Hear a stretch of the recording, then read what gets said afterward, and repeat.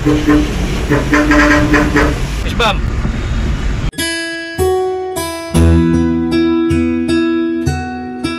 Pag-usapan natin yung pagbabawal ng pop-up doll o yung mga serbato na nagbibigay kasiyahan sa mga bata sa mga truck na nakakabit po yung mga serbatong ganyan.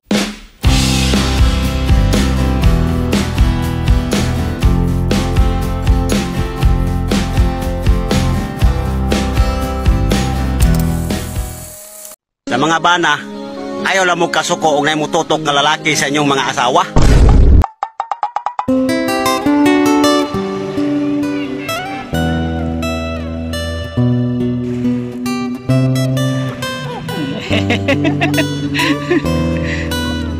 Hindi madlo ka ng dagat.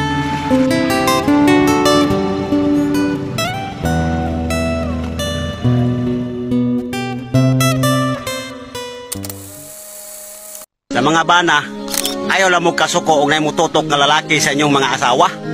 Kay sala man na ninyo, kay nakigminyo mong mga gwapa.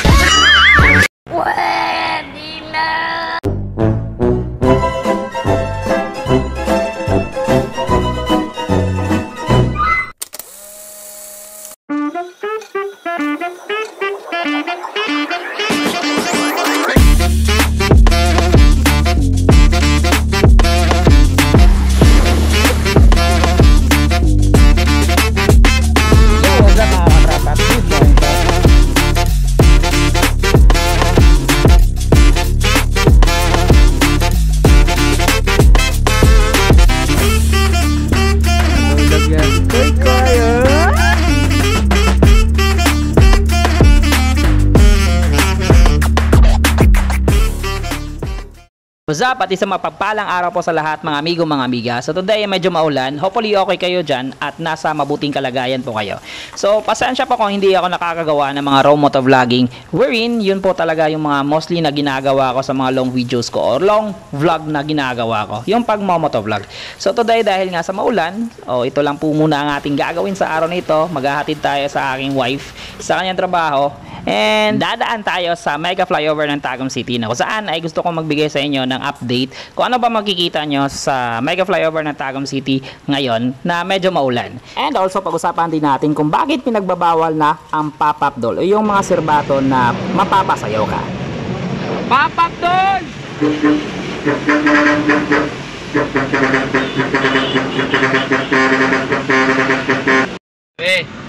Apir. Fish bomb.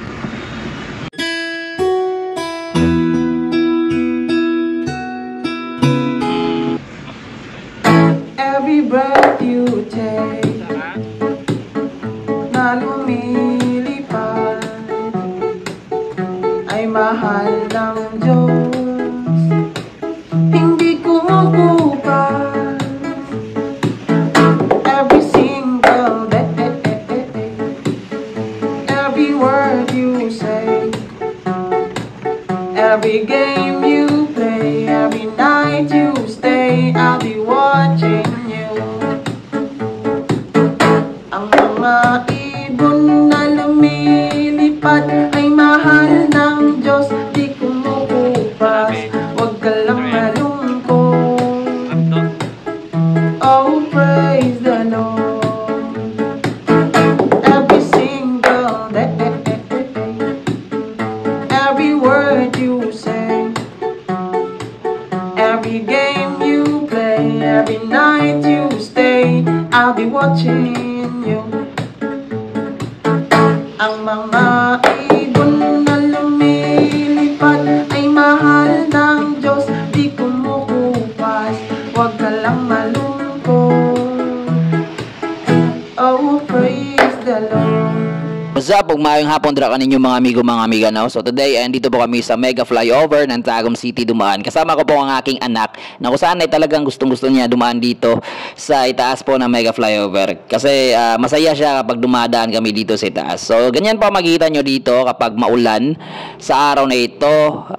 Ito po ang sitwasyon ngayon dito sa mega flyover ng Tagum City. So ngayon ay pag-usapan natin yung pagbabawal ng pop-up doll o yung mga serbato na nagbibigay kasiyahan sa mga bata sa mga truck na, nakakabit po yung mga serbatong ganyan. So napapasayaw sila at saka napapasaya ng mga truck driver. At ngayon ay hindi lang naman yung mga truck driver ang naglalagay, pati na din yung mga maliliit na sasakyan. Saka meron din ako nakita na motor. So anong masasabi ko kung bakit ba yun pinagbabawal? So para sa akin, wala tayong magagawa kasi dito po tayo sa Pilipinas. Ang daming mga bawal at daming mga reklamo na nangyayari sa mga ganyan. Kaya yun lang po ang masasabi ko. Andito po kasi tayo sa Pilipinas. Daming mga nagrereklamo kaya ganon, pinagbabawal na. Talagang usong-uso yung mga ganyang mga serbato sa ibang bansa. Kaya nga ginaya dito din sa atin sa Pilipinas sa mga truck. Kaso nga lang, ngayon ay medyo pinagbabawal na, kaya ingat-ingat po sa paggamit sa mga ganyang serbato. Baka mahuli kayo at malaki po yung violation na babayaran nyo. At ito naman po ang update ng mega flyover ng Tagum City kung dadaan kayo dito kapag hindi siya maulan. So ito po ang makikita nyo dito sa itaas sa mega flyover ng Tagum City. So medyo matagal-tagal na din na hindi ako nakapag-vlog patungkol dito. So ito po ang update na makikita nyo po dito sa itaas po ng mega flyover. Panoorin nyo po hanggang matapos.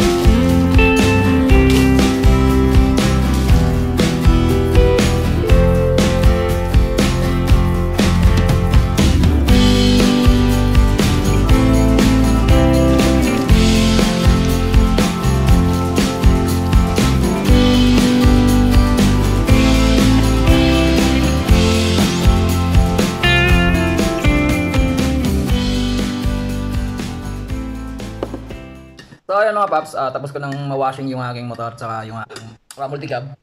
So ayun, nagkakape na ako. So, ngayon ay nasa alas 3 na ng hapon.